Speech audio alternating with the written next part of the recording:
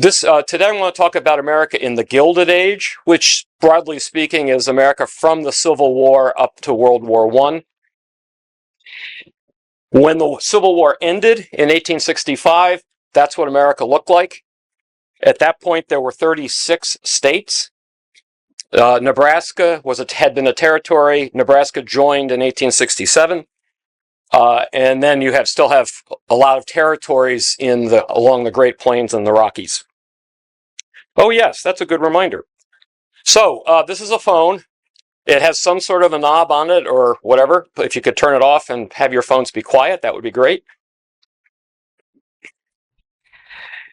America was about to get a bit bigger. In 1867, Russia, which had some settlements on the coast of Alaska, decided to get rid of them. Basically, Russia had lost the Crimean War. The expense of maintaining settlements in Alaska didn't seem to be worth it. They decided to sell America to the United States. Secretary of State William Seward urged President Andrew Johnson to buy it because he suspected there were natural resources up there, and he was right. So the United States paid $7 million, roughly $153 million today, for that entire state, nearly 600,000 square miles. At the time, of course, most Americans had no idea what you'd use it for, and it was referred to as Seward's Folly. And I found some very nice political cartoons here. The one on the top there, a politician is explaining to a polar bear how to vote. And in the bottom, a couple of senators are meeting the new senators from Alaska, an Eskimo and a penguin. Now, the Republicans very much as a party controlled Congress during the Civil War and immediately after, and they very much believed that settling the frontier was an excellent way to avoid overcrowding and dangerous conditions in eastern cities and provide a safety valve for surplus labor. And so they passed a law in 1862 to make it even easier to buy land on the prairie. You could get 160 acres for $12 and $1.25 an acre. And you got to keep it for that price as long as you build a house on it within 5 years. The settlers, under the law, it was quite liberal. The settlers could include a single woman or a freed slave. And by some coincidence, that homestead certificate I found on the internet is for Letitia Carson.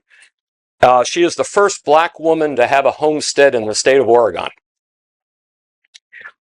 Between the war and 1900, the Land Office recorded 1.4 million claims for a total of 146 million acres. Now, life on the Great Plains was not quite as romantic as Laura Ingalls Wilder portrayed it in The Little House on the Prairie. I found a few photos to illustrate. That is the Sylvester Rawding family. They live in Nebraska. The house is made of sod. And although it may look like it, the cow is not actually standing on the roof. The cow is standing on a hill behind the house. This is Berit Hagebach. She was born in Norway. She lived 31 years in that sod house in Minnesota. Here's the Chrisman sisters. Their father was a cattle rancher in Nebraska, and I even found their entry in the U.S. Census. Can't read their ages too well from here, but the description is simply they working. That's their occupation, working. And this is the Harvey Andrews family. They also lived in Nebraska, and they're standing next to the grave of their son Willie, who died at the age of 7. Infant mortality and child mortality was quite high out on the plains. The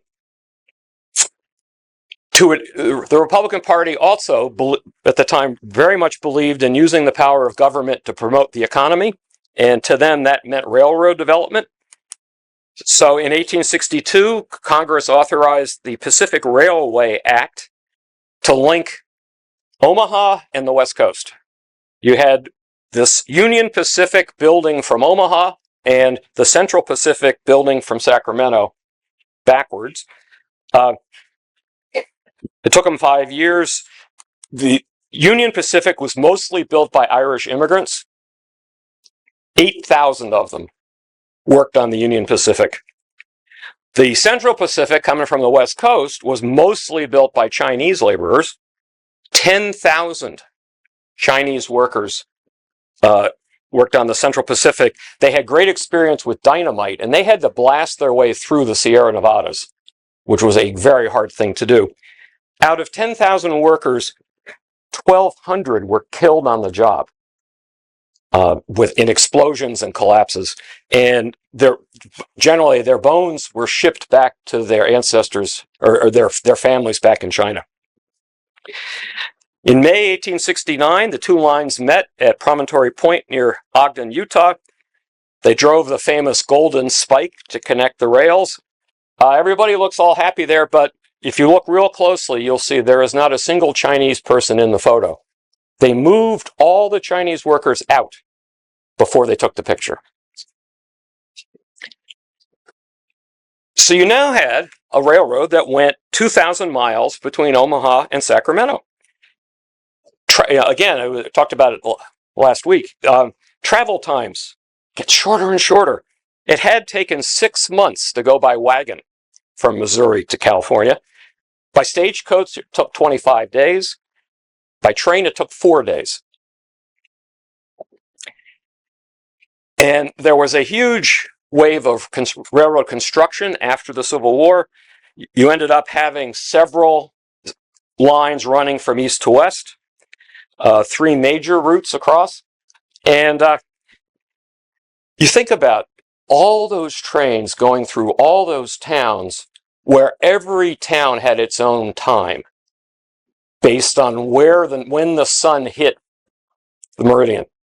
The railroads were going crazy. You can thank the nation's railroads for the time zone system. They divided the country into 4 zones in 1883 so that they could have a standard time in each segment of the country and know where the trains were supposed to be. If you were taking those long trips, the Pullman Company in Chicago developed some very comfy sleeping cars. And the photos don't show you all the tobacco that's been spat at a thing on the floor and missed. Between the cigars and the tobacco on the floor, it was probably not the most pleasant place to spend a night, but at least it was comfy. The beds were comfy, at any rate. All right, the combination of the railroads and new technology gave a big boost to cattle ranching. The decades after the Civil War are the golden era for cowboys. And why, you might ask? Well, you could raise cattle in Texas, and then when the time came, you could drive them north till you got to the railroad, where they would then be put on cars and shipped to Chicago, which became the slaughtering capital of the country. So you had depots in Kansas, like Abilene and Dodge City, Denver and Cheyenne. Chicago opened a full-scale stockyards in 1865. It's estimated that by the end of the century, 400 million cows and steers made the one-way trip to Chicago. And people were getting better at knowing what to do with them when they got there. That is Gustavus Swift. He pioneered, I love this, he pioneered the use of what he called a disassembly line, where you hang them up and as they go along, parts come off. Philip Armour, also in Chicago, developed the refrigerated railroad car. So you could now slaughter the beef and ship it to the East Coast with a much better chance of it getting there reasonably fresh. And another sign of new technology, that photo of the Armour plant there was taken by somebody in a balloon. Not a drone. They had balloons back then.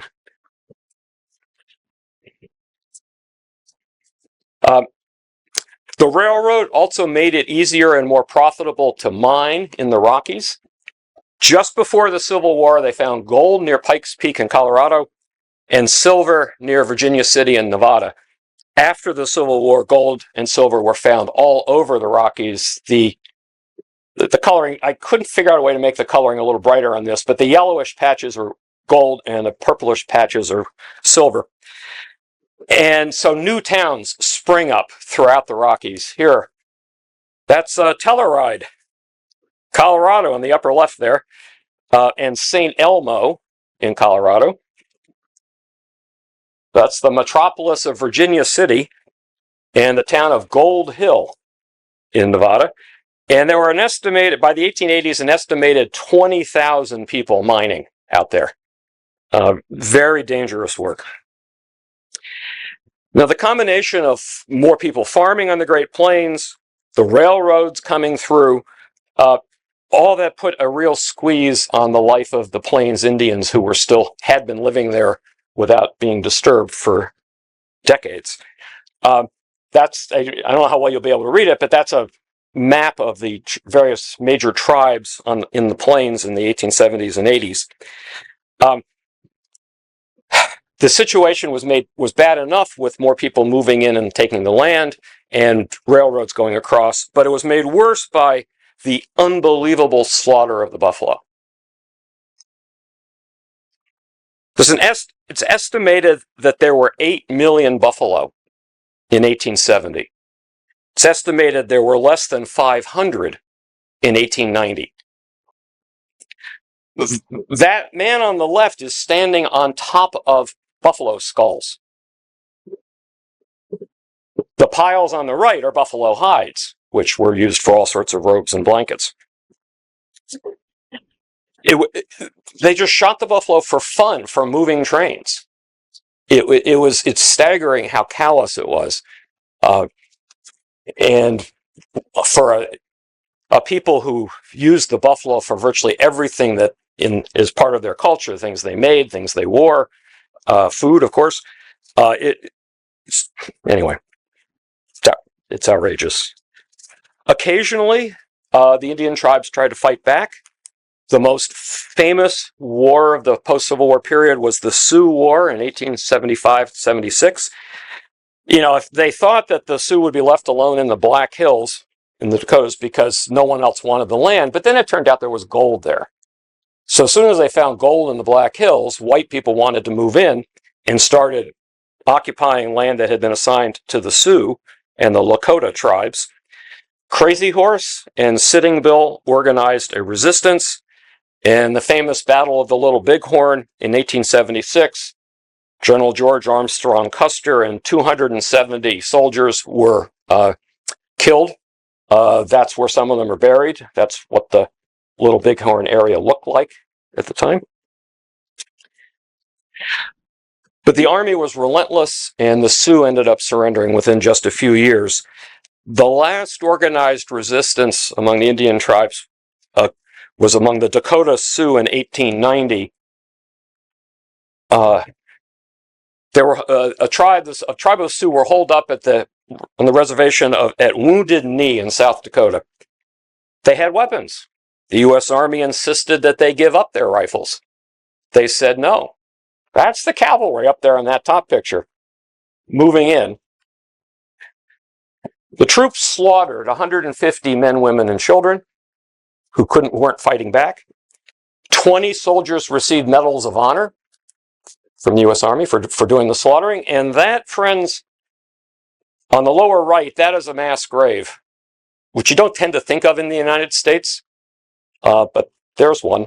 And the body on the lower left there is Chief Spotted Elk. He'd been killed and his body was frozen in the snow.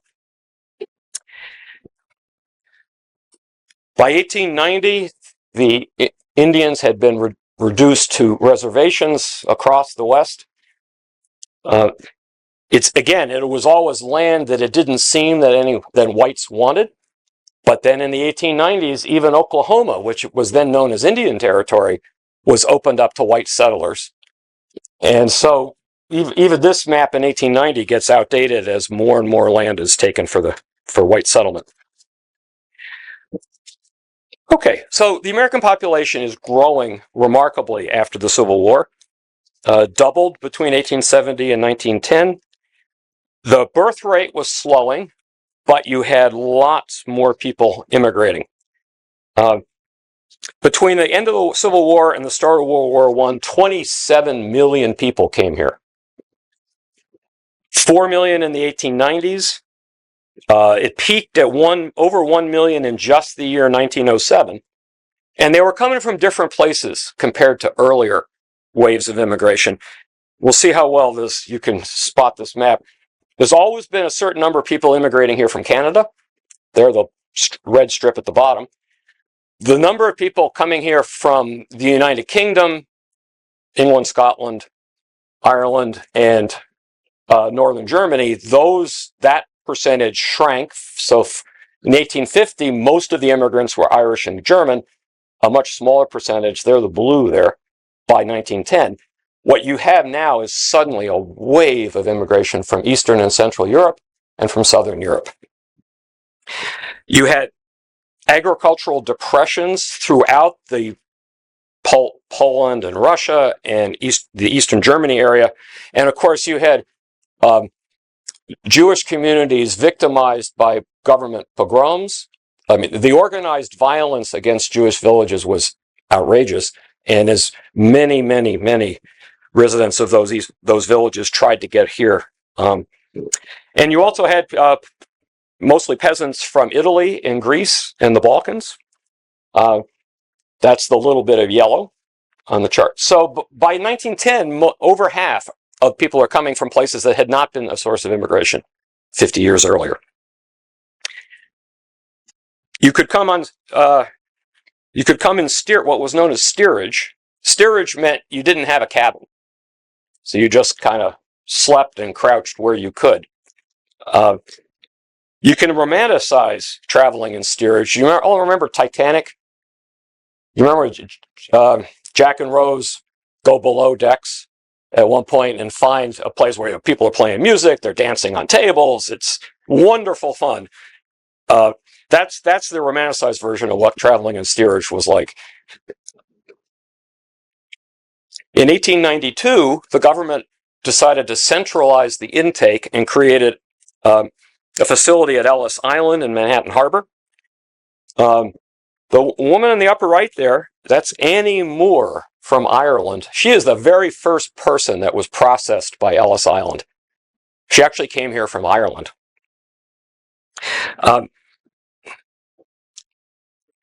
Everybody got inspected, tried to make sure people weren't bringing communicable diseases. And I just tried to find some photos. I mean, some of you probably have relatives. Maybe not in this photo, or those wonderful folks. And you wonder what happened to all those kids and all their families. This wave of immigration, for the most part, people settled in eastern cities. By 1890, New York, Chicago, and Philadelphia had more than 1 million people each. Trivia question, what was the fourth largest city in America in 1890? Brooklyn,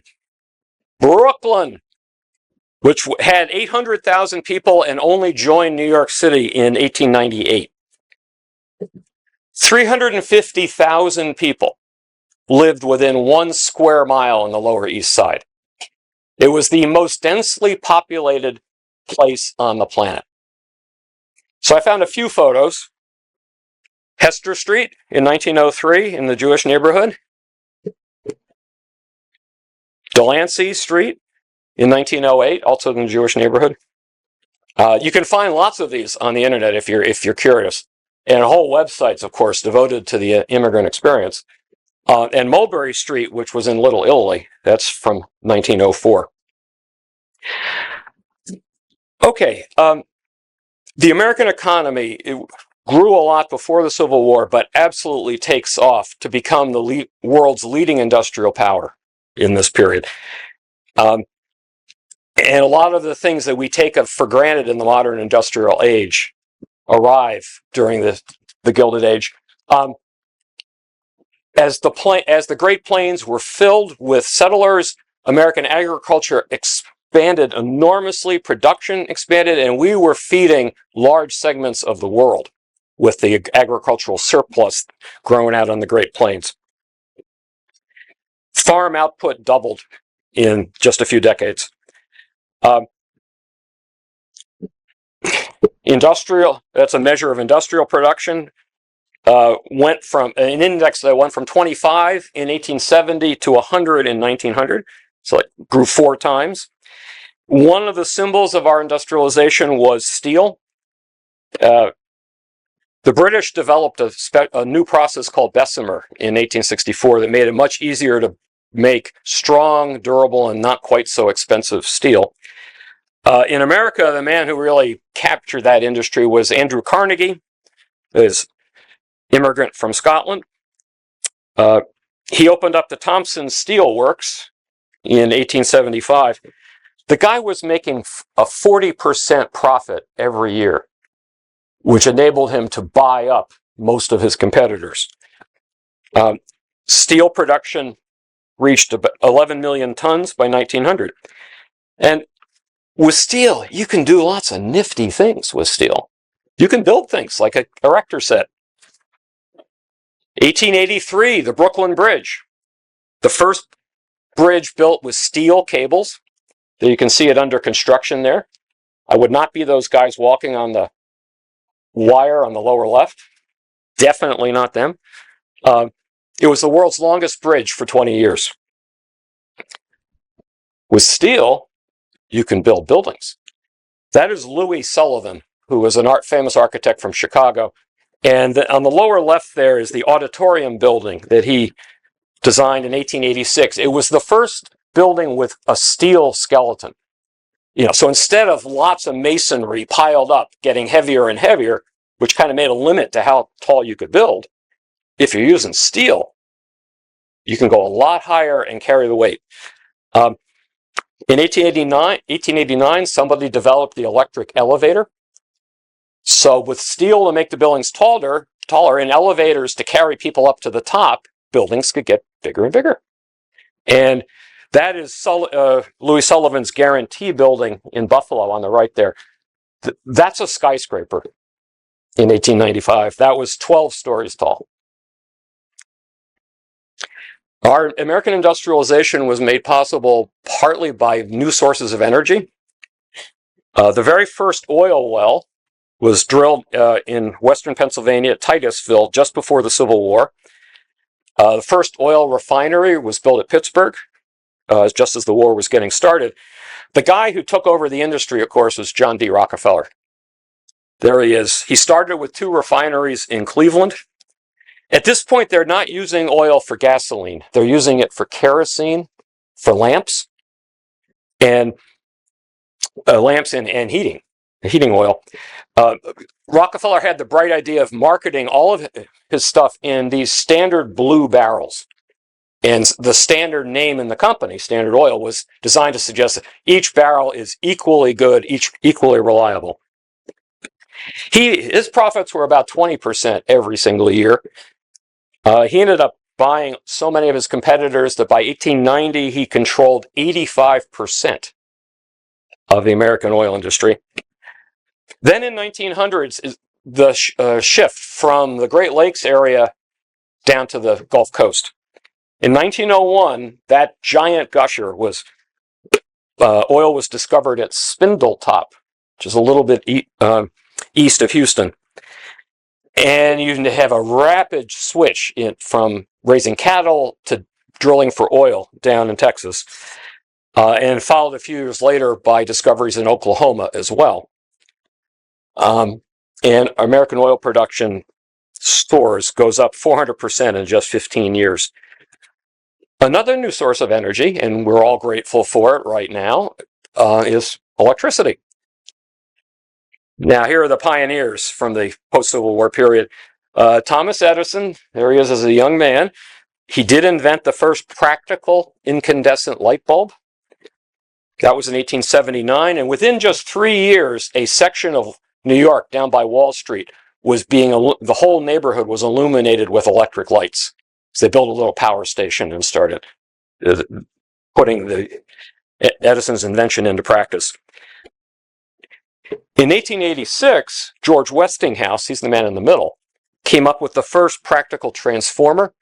Now, I'm no physicist, but as I understand it, if you try to send direct current through wires, the electricity just sort of like evaporates off into space really easily, and even with insulation. So you can't transmit electricity all that well as direct current. You can as alternating current. And Westinghouse was the guy who came up with the first practical device to convert from one to the other, which made it much easier to send electricity over long distances. The very first place to demonstrate public street lighting by electricity was Great Barrington, Massachusetts. Go figure. I couldn't find a photo of it with the lights on, but Great Barrington gets the honors. And the third genius of the post-Civil War period was Nikola Tesla, an immigrant from Croatia. He developed the first really efficient motor where you could turn electric current into power to generate a machine, which was really useful, of course, as you're going to start powering factories with electricity instead of coal and steam. Another inventor at the time, 1876, Alexander Graham Bell got a patent for the telephone. The first telephone switchboard in the country was right in Boston. In 1877, telephone switchboards became a new job for women. I don't know, smaller fingers for plugging in all the little cables. I'm not sure how exactly you explain it, but by 1900, there were 1.5 million telephones in use in the country. So by the start of the 20th century, the US economy was growing 5% or more every single year, which is more than any other country in the world. Great Britain had been the dominant power in the 19th century. The American economy caught up to Great Britain and at the later part of the 19th century and totally passed it, left it in the dust by World War I. In 1860, US businesses sold about 7% of the world's market for manufactured goods. By World War I, America accounted for 1/3 of the world market. We were the industrial power of the age. It was, of course, only going to increase in the 20th century. One little sign of the coming new age, the Wright brothers, Orville and Wilbur. There they are. There's what their plane looked like. A few of the early headlines. Their longest flight took 1 minute and covered 850 feet. Something like that. Would have been fun to watch. Business took advantage quite quickly. The first commercial airline in the country.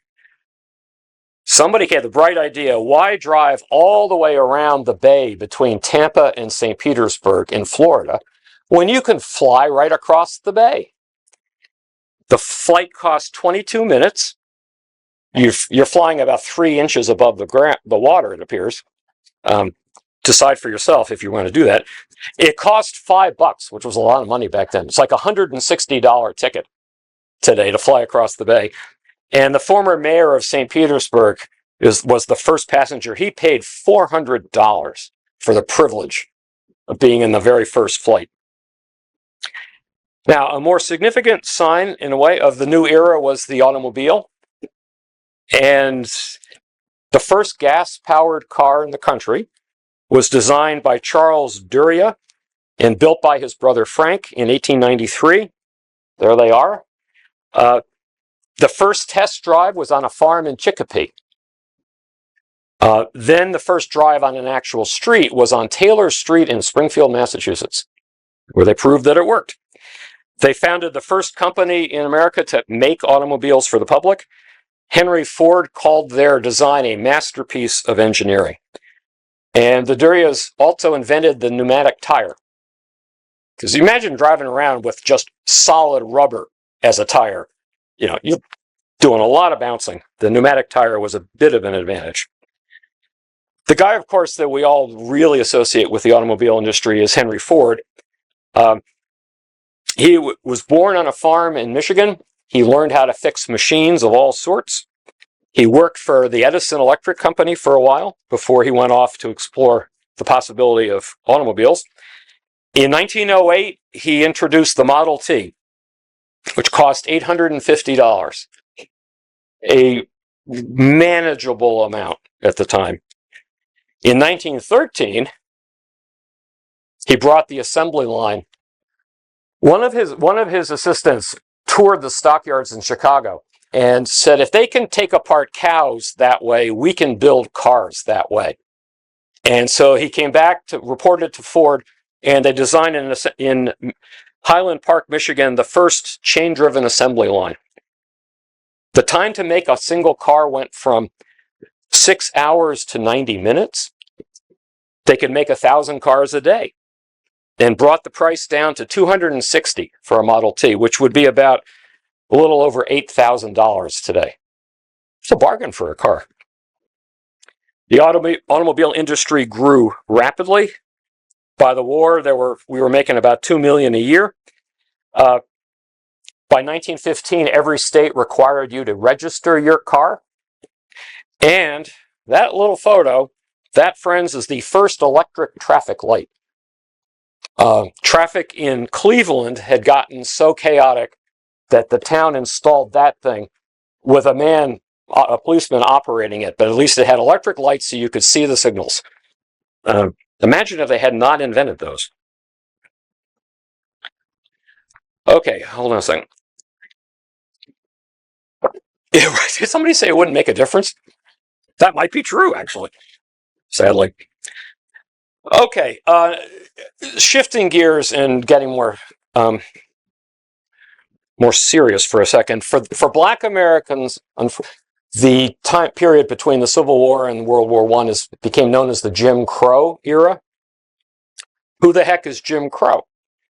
Jim Crow was a stereotypical character in old vaudeville shows in the 19th century in the South. White actors would cover themselves in blackface and portray demeaning stereotypes of black people. The name somehow has, and I've never read anything that explains exactly how, but somehow the name of that character ended up getting adopted as a kind of general all-purpose reference for racial attitudes before World War I. And this isn't just pure racism. This is racism in league with science. You had leading anthropologists, a new field at the time, in Europe and America. Just, Charles Darwin must have been right. Humanity evolved. Well, how do you study the evolution of humanity? Well, you line people up like that. And you start with monkeys and you end up with some white guy with a mustache. And you have those intervening inferior peoples on the way there. Because I don't think you can read the headline too well, or the label. Progressive development of man is what that says. A lot of intelligent white people thought that white people, and particularly Anglo-Saxons, were inherently superior. Otherwise, they wouldn't be running everything. And it was true that America was dominated by white Anglo-Saxon Protestants, and England and Germany were the two strongest countries in Europe. White Anglo-Saxons were doing fairly well in dominating other peoples around the globe, and that's a whole separate story to try to figure out how that happened. But a lot of people assumed there was a scientific reason for whites to be superior. In the South, along with these racial attitudes went the desire to segregate blacks and whites to an alarming and amazing degree. It began with railroad cars. You had black people in one car, white people in another. The Supreme Court said that was perfectly fine. It was just a way of keeping the peace. They then expanded segregation into all kinds of public facilities. I mean, you got I think this photo may be from a slightly bit later, but you look at the nice white person's water fountain and the other one for the colored people, which doesn't look like it might be quite as cool. I don't know, maybe I'm making that up. You had special theaters, businesses that only did business for one race or the other. Most people in America, most white people in America assumed that segregation was the sensible way to structure race relations in the South. Most Northerners didn't question it, didn't complain, didn't criticize, assumed it. And although it wasn't legalized in the same way, most black people in the North were isolated in their own neighborhoods, going to their own schools. It was less official, but it was pretty segregated up in the North too. President Woodrow Wilson, who had been born in Virginia, he ordered the segregation of all federal offices. So just to kind of make it clear that black people and white people weren't supposed to be sitting next to each other in any way. Now, and obviously I don't know what this feels like, but if you're a black person dealing with this kind of stuff on a daily basis, what do you do? How do you cope? How do you look at the future? There were two very prominent black leaders during the Gilded Age period leading into the beginning of the 20th century with very different approaches as to how the black community should cope. The most famous black leader was Booker T. Washington. He advocated basically keep your head down, work hard, stay out of trouble, and over time, gradually, things will get better. That was Washington's approach. And he emphasized vocational training to improve the chances that black people would have a skill and they wouldn't just have to be sharecroppers. He wrote an autobiography, Up From Slavery, that was published. And Theodore Roosevelt, who became president in 1901, invited Booker T. Washington to dinner. Now, Roosevelt was a racist, most definitely. He believed that blacks were, quote, altogether inferior to whites. But he also believed that if someone was talented and achieved things, they deserved recognition. So he invited Booker T. Washington to the White House for dinner in 1901. You would not believe the outcry in the South. This is a direct quote from a Memphis newspaper. The most damnable outrage which has ever been perpetrated by any citizen of the United States was committed yesterday by the president when he invited a to dine with him at the White House. It gets worse. Senator Benjamin Tillman from South Carolina.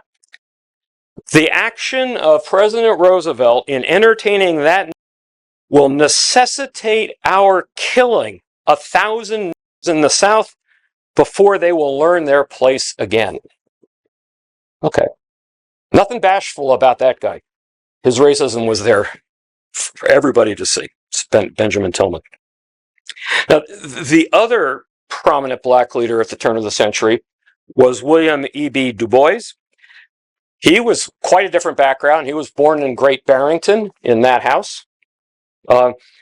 He was the first black to receive a PhD from Harvard in 1895. He couldn't get a full-time job at a white college, so he mostly taught at black schools down in the South. He urged blacks to not just sit patiently, but to organize politically. He was one of the founders of the NAACP, which was designed partly to lobby with government for better laws and partly to bring court cases challenging segregation. Now, that quote from Tillman about necessitating our killing 1,000, that is an important reminder that violence and murder was an essential part of how the South kept order racially in this period. In 1892, 230 black men were lynched in the South. That's 1 year. That's more than every other day. It was still 50 to 100 black men per year leading up to World War I. Most of the time, the rumors spread that a black man had either raped or threatened a white woman, or sometimes it was even, it wasn't safe for a black male to talk to a white woman in the South. You had to be really careful. And just talking to someone the wrong way could lead to that. Sometimes they castrated them. Sometimes they burned them alive. They often you often found a whole large white crowd taking pictures. And one Mississippi white told a Northern visitor in 1908, "You don't understand how we feel down here. When there is a row, we feel like killing a nigger whether he has done anything or not.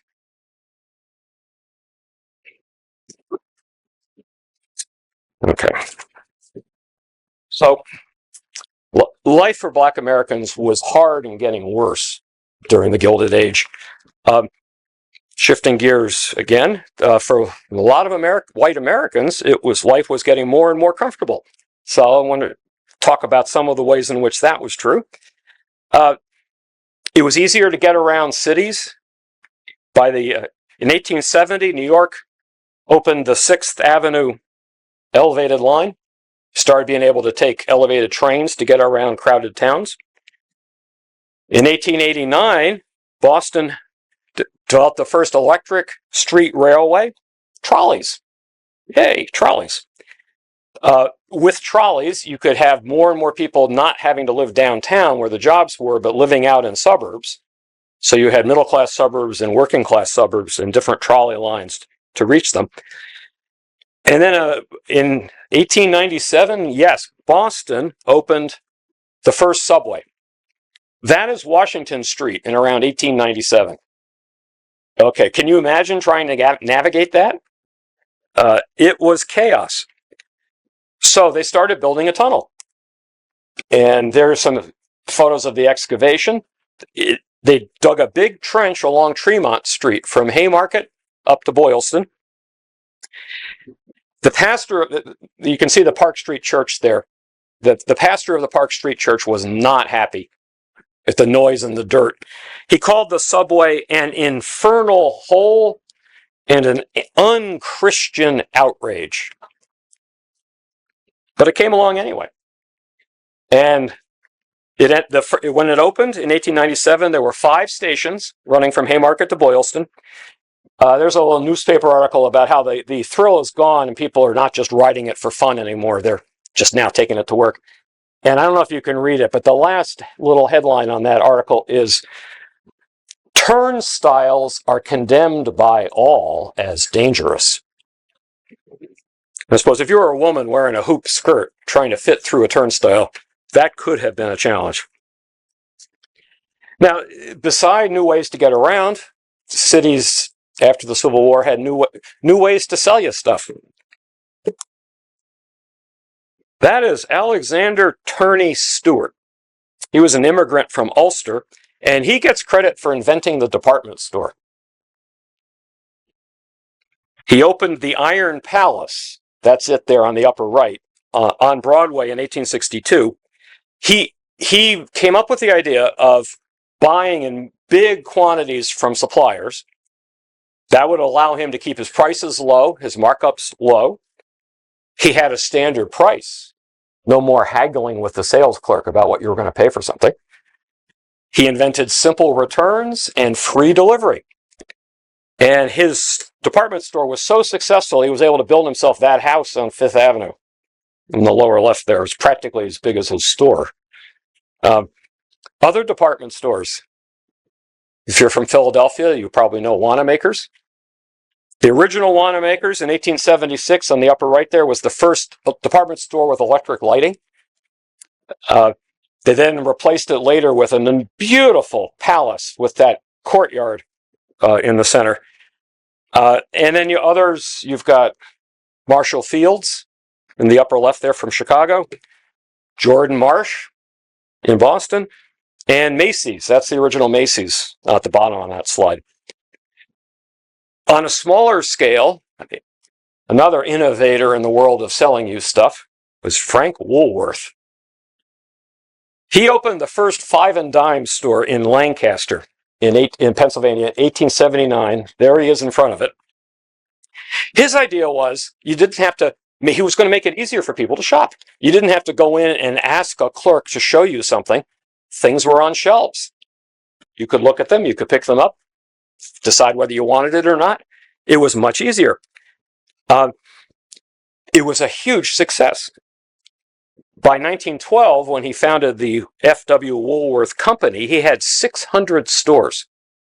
He was so successful, he built himself his own skyscraper in New York City. The Woolworth building had 79 stories. And it was the tallest building in the world until the Chrysler Building came along. Now, what happens if you didn't live in a big city? You had catalogs. In 1872, Aaron Montgomery Ward, there he is, opened the first mail order business. By 10 years later, the catalog had 240 pages and sold 10,000 different items. And he had a monopoly for 20 years until Richard Sears came along with the Sears catalog. And then he had competition. Now, one of the amazing things about America in the Gilded Age is some people were getting obscenely rich. Absolutely. And in New York society, New York society was dominated by the Vanderbilts and the Astors. That is Caroline Astor. She liked to greet visitors standing right in front of that portrait of her. And that was her mansion on Fifth Avenue. That's her tasteful drawing room in the center there. The Astors were rich, but it was really the Vanderbilts who became the most notorious for building fancy houses. So if you were a Vanderbilt, you had a choice of those two small cottages to live in on Fifth Avenue. But that wasn't enough. Oh, and when they moved into one of them, Alva Vanderbilt spent $250,000, which would be $8 million today, on a party for 1,000 people. 1,000 of her closest friends, no doubt. But the Vanderbilts didn't just live in New York. They had a mansion in Hyde Park up the Hudson. Look at that thing in Asheville, North Carolina. My God, what were they thinking? And then there was Newport, summer cottages. The Vanderbilts owned both the Breakers on the left and Marble House down at the bottom. It was certainly a good time to be really wealthy, but it wasn't a bad time to be in the middle class either. If you were white and had a good job, you could live in one of those things. Okay, the Victorian is a general label we have for houses built in the late 19th century. And if there's one thing you can say about them is they have lots of turrets and towers, and they don't have any kind of a regular plan. They're just fun, to me anyway. So I found those examples. Those are all from the Boston area. Maybe you even know some of those houses. Now, what could you buy in some of those stores I was talking about? All kinds of new gadgets were coming along. King Camp Gillette. Yes, that was his name. King Camp Gillette was a salesman in Wisconsin, and he had the bright idea he devised a razor that you didn't have to sharpen every single day. You just used it until it was dull, and then you threw it away and put in another one. The safety razor. There he is. There are some of his early ads. With electricity, you have new appliances. Henry Seeley in 1882. You've never heard his name, but he took out the first patent for an electric iron. In 1905, General Electric started selling hot points. There's an ad for one of them.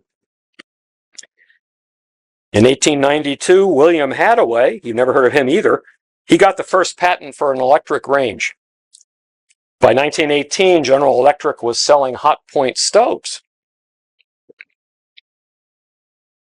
In 1905, Albert Marsh discovered a particular kind of wire that would heat up when you sent current through it, and it was perfect for a toaster. So he got a patent for his toaster. General Electric started making those just before the war.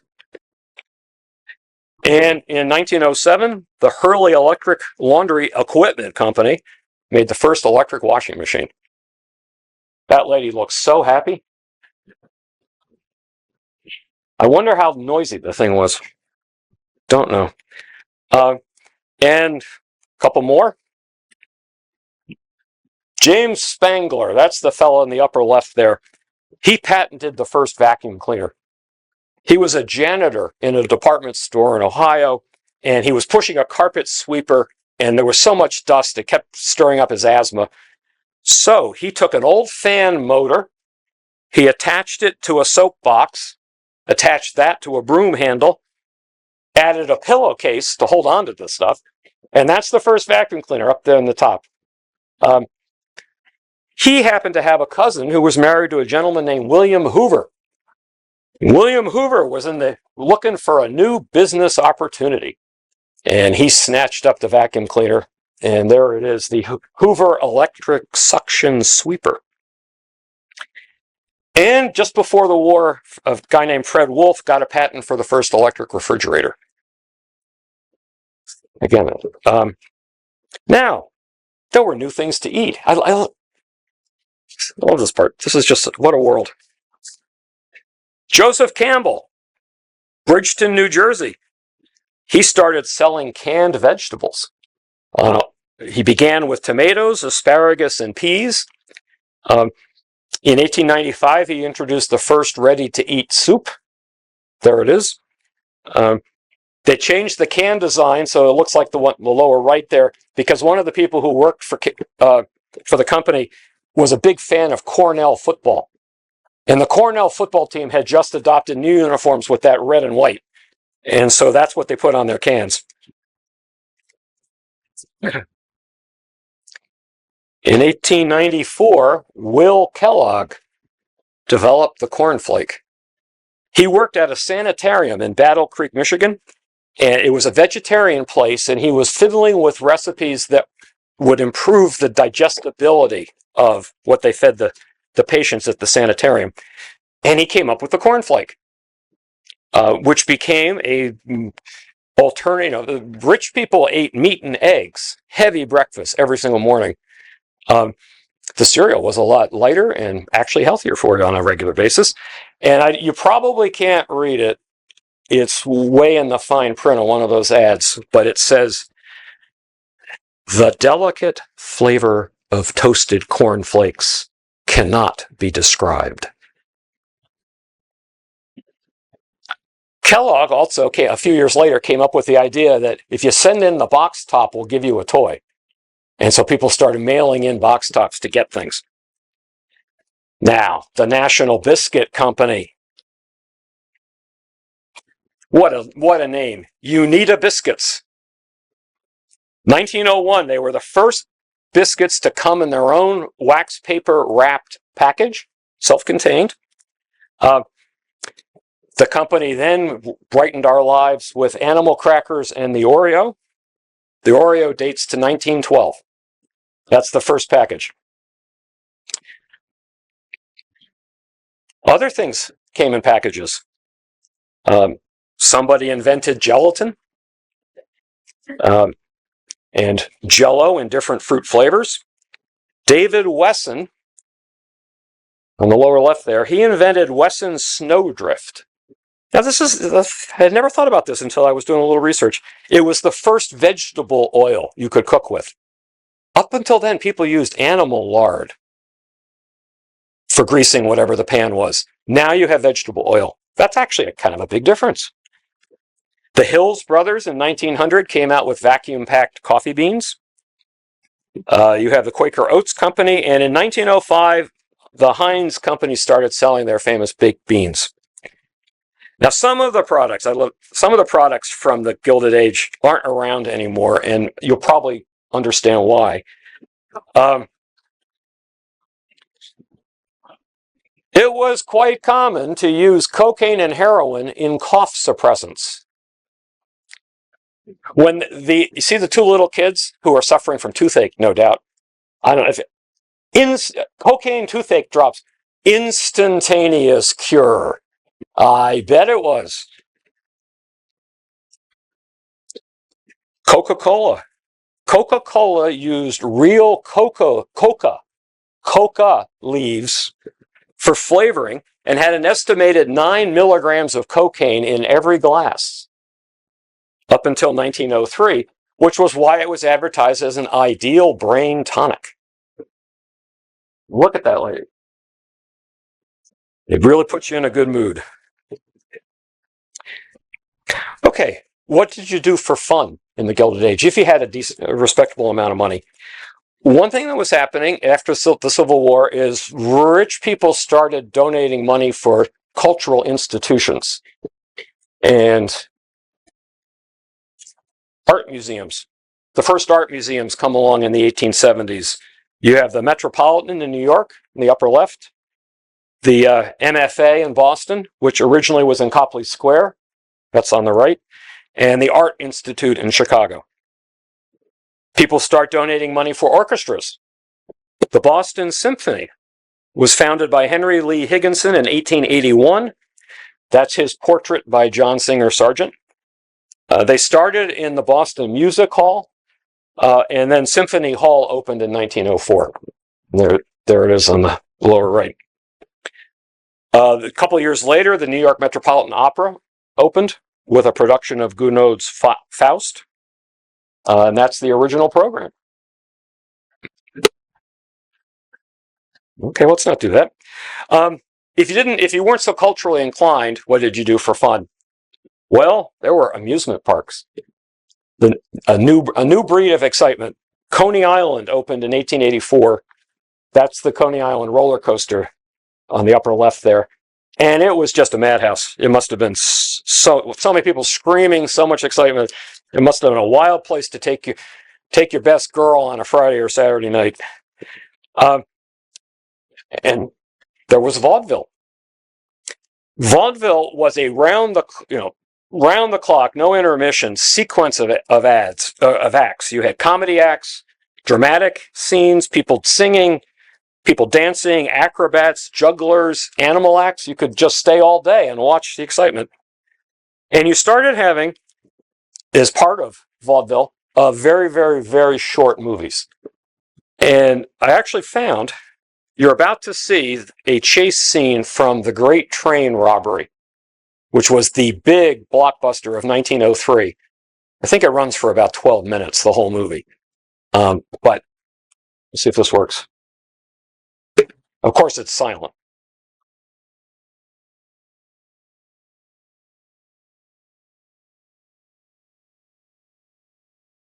I guess you have to imagine a honky-tonk piano providing background for this. Oh, he's down. Yep. Chase scenes with shootouts. They go back to at least 1903.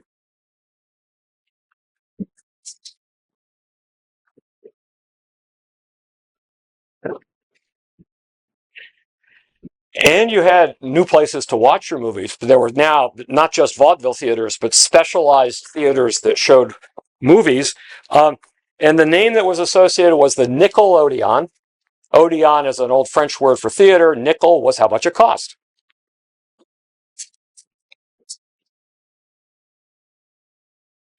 And the very first one, there it is, opened in Pittsburgh in 1905. So who were people reading in the Gilded Age? In the early years after the war, the most celebrated, most famous American author was Louisa May Alcott. Most of you a lot of you have visited the house where she grew up in Concord. She was educated by her father and by Ralph Waldo Emerson and by Margaret Fuller, who I talked about last week.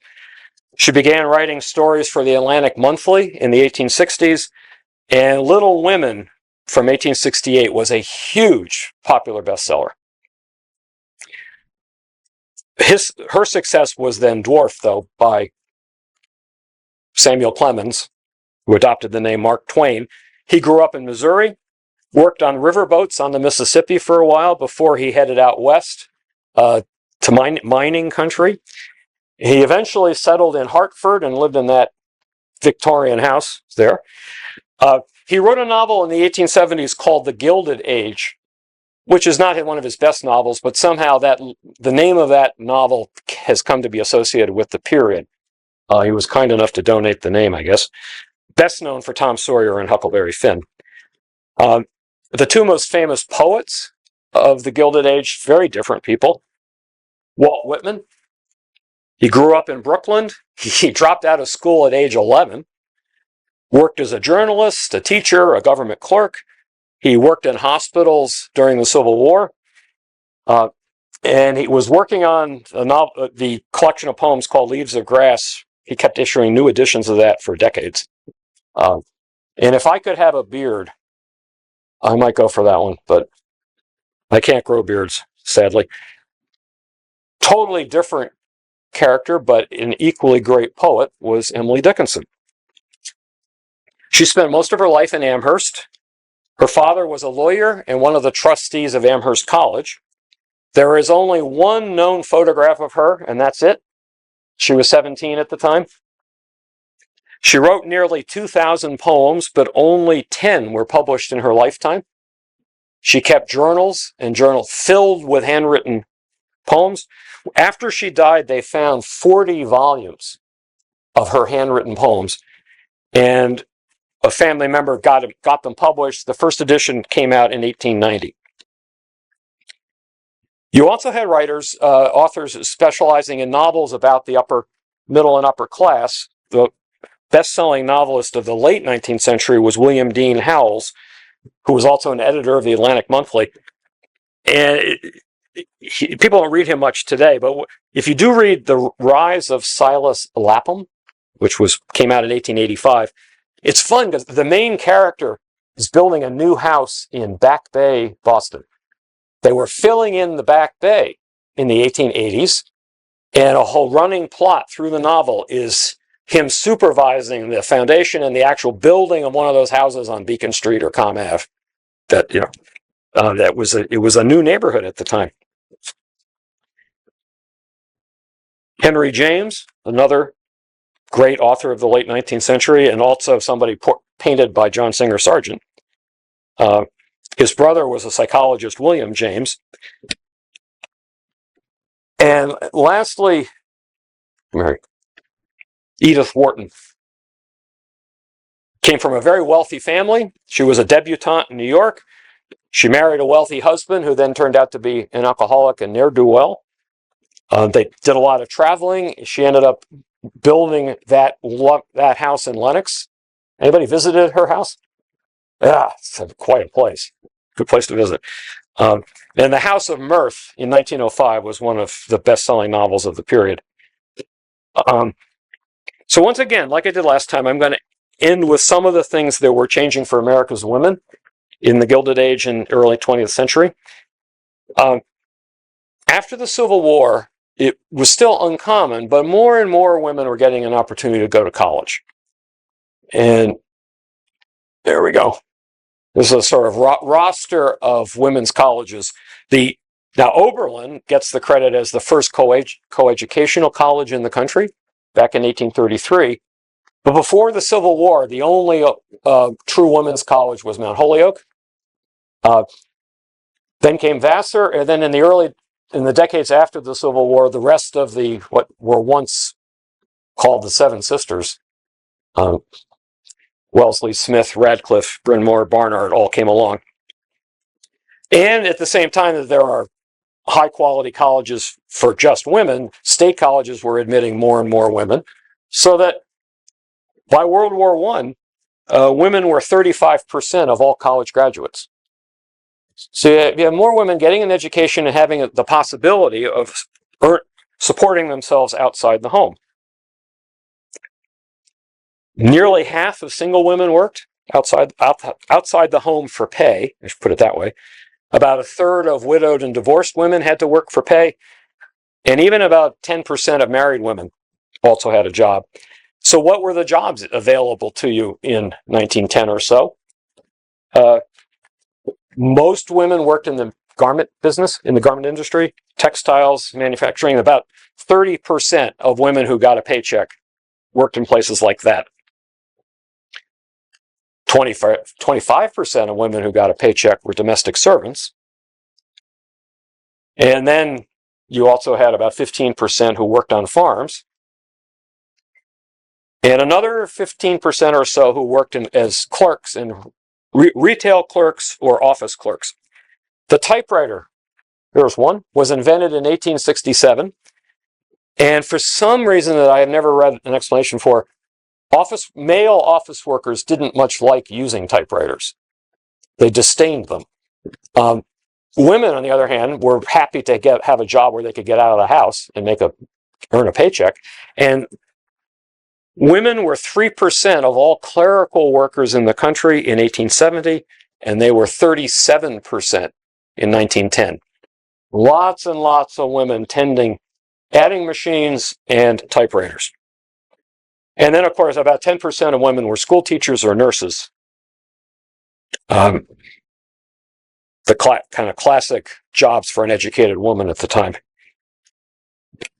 So, beside getting more education and having some more opportunities to work outside the home, women were very active in reform movements at the end of the 19th century. And the biggest one by far was the campaign for prohibition.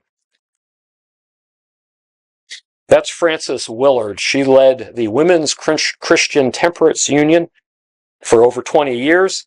It was a group of mainly middle-class Protestant women who thought alcohol was the bane of working-class existence, destroyed families, caused people to spend their money on booze instead of taking care of their children. The WCTU was the most powerful lobbying organization in the country. Its newspaper had the widest distribution of any newspaper in the country. It was a massive organization. There was also, as sort of a collaborative effort, the Anti-Saloon League. And its most famous leader, there she is, Carrie Nation.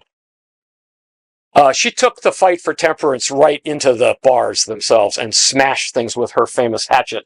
There's her hatchet. There's a political cartoon of her being thrown out of someplace and a headline. She went so many places and got so much attention by busting up saloons that some bars had signs that said, "All nations welcome except Carrie."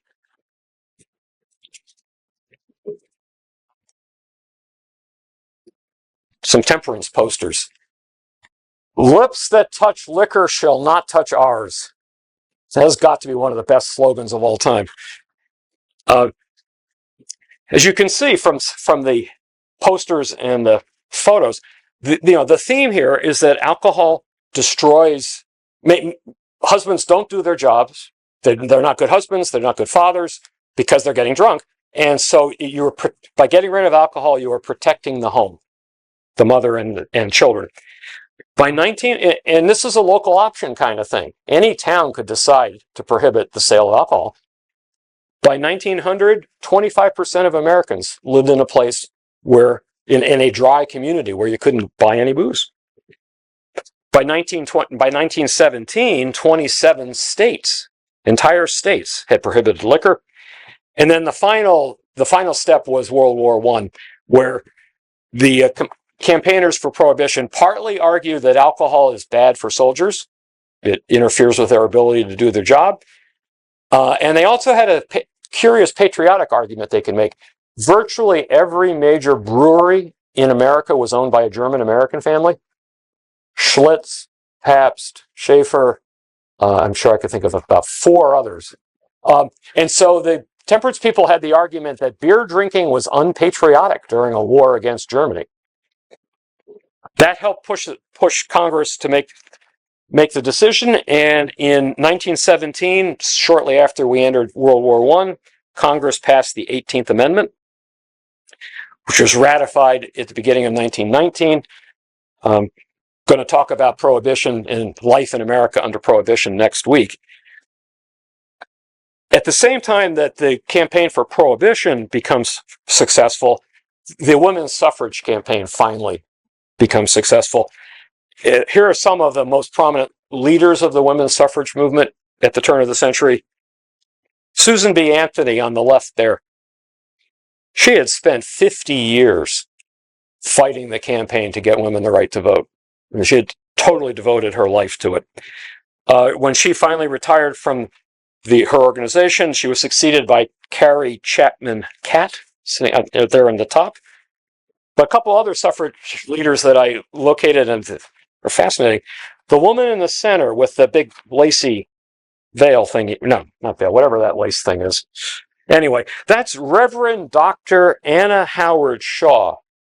She had a degree from Boston University School of Theology and another degree from Boston University School of Medicine. Quite a success. And Mary Church Terrell is the woman on the right. She was also, beside being a suffragette, she was a founder of the NAACP.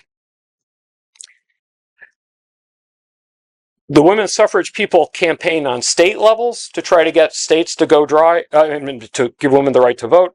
And they also pushed for a constitutional amendment. In 1910, they delivered a petition with 500,000 signatures on it. Delivered that to Congress. In 1916, Montana allowed women to vote, and Jeannette Rankin, in the upper right there, became the first woman elected to the House of Representatives.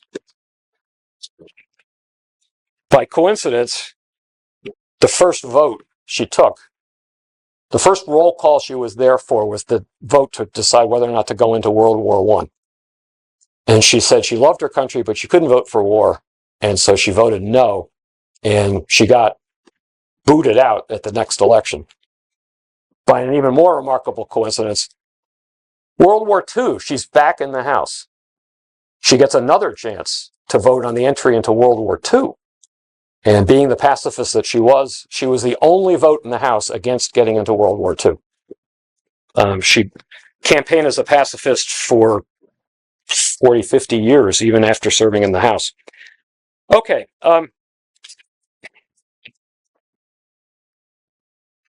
The idea that if we're fighting for democracy in World War I, we really, women really ought to be part of that democracy. They're working hard to help the effort. That finally persuaded Woodrow Wilson that he should throw his support behind the women's suffrage amendment. And in 1919, Congress passed the 19th Amendment.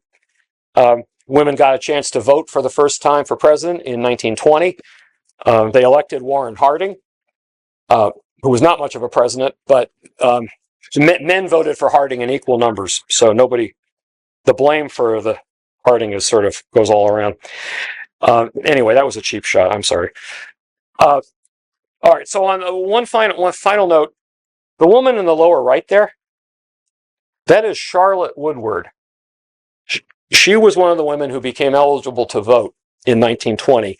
She was 90, and she had attended the Seneca Falls Convention as a teenager in 1848 and had worked in the women's suffrage movement throughout the rest of the century.